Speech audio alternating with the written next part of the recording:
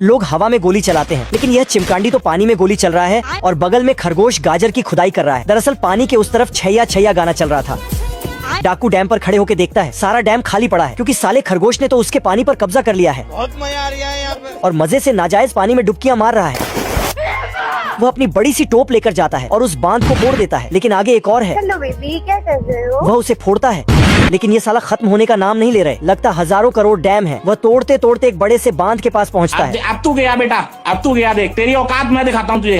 बाप रे, ये उसकी औकात से बाहर है। साला नदी के अंदर जाकर तो चलाता है, लेकिन साले की बड़ी सी टोप भी छोटी पड़ गई है। टूटेगी कैसे?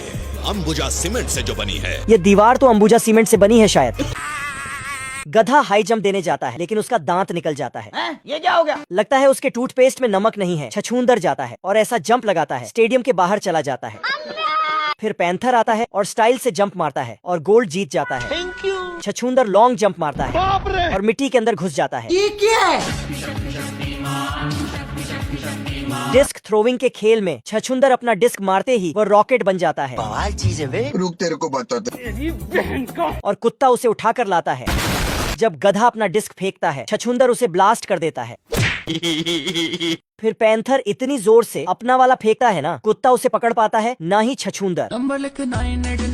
वह डिस्क पूरी दुनिया घूम कर आता है और उसकी टपली बजाता है। गधा तीर चलाता है और एकदम बीच में निशाना लगाता है। ये सब क्या देखना पड़ रहा है? जब छछूंदर चलाता है, निशान फाड़ के दूसरे में जाकर लगता है और पैंथर तो उसी में तीर धर देता। बाप रे, एक एक करके सभी बतख जाते हैं और अपने बच्चों को उड़ाना सिखाते हैं। पंछी बनूं, उड़ते फिरूं। और यह चूजा उड़ते हुए बैलेंस नहीं कर पाता, बाप रे, तो उसने एक बैलून बांध दिया। Thank you. आज इन सब का उड़ने का परीक्षा है। जो ठीक से उड़ पाएगा वह ग्रेजुएशन पास कर जाएगा।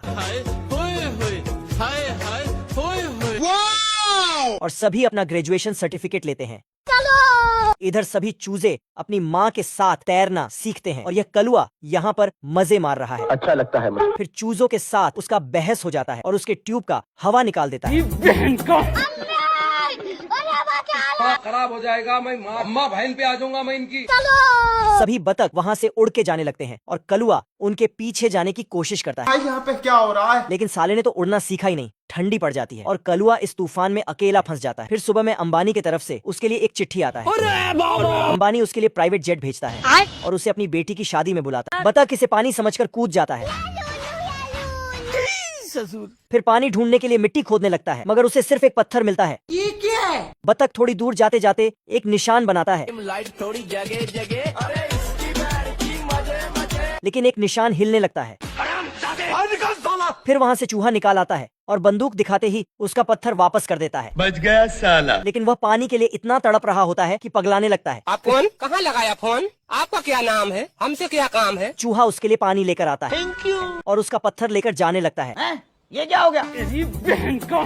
और वह उसे वापस ले आता है। प्यासा बतख के दिमाग में एक आइडिया आता है और वह इस कैक्टस को काटता है, लेकिन उसके अंदर से चूहा निकल आता है और वह वहाँ से चला जाता है। गर्मी इतनी बढ़ जाती है कि बतख का राख बन जाता है।